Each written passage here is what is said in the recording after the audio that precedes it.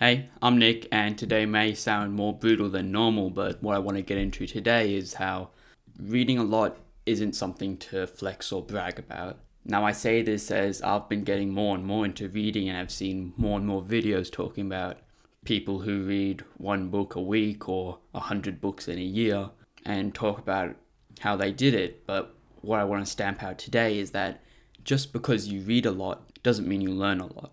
Now, this may be a bit subjective, but I believe, especially when you're reading a non-fiction book, that the whole point is to learn something new in order to improve your life, or the self-improvement books you may see on the shelves.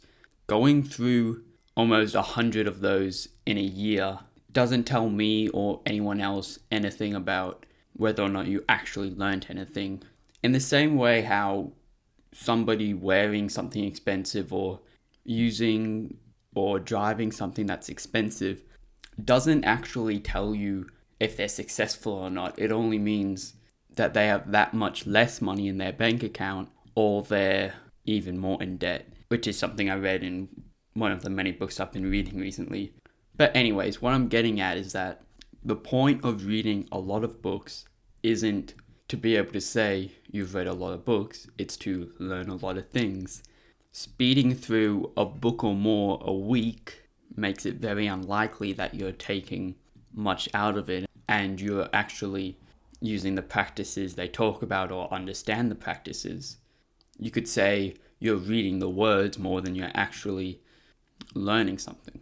Another way to look at this is how, personally, if someone told me I got to this point of success in my life with these 3 books that I read and I implemented their practices, I'd be much more impressed with them than with the guy who goes around telling me he reads 100 or more books a year and who spends more time reading than he does using what the books say. You see, if you really wanted to, you could sacrifice your whole time to just read all day and amass a bunch of books on your bookshelf and go around talking about how you're such a good reader. But in the long run, it doesn't matter. And the one takeaway from this video is that don't obsess yourself with trying to get through as many books a month as you possibly can. Simply have time to read, maybe while you're eating or before you go to bed. But if you consistently read and take your time with it, you'll get more out of it than the person who speeds through it at twice your pace. So yeah, thanks for watching. I'll throw up some more videos of the channel if you want to check them out. But until then, I'll see you later.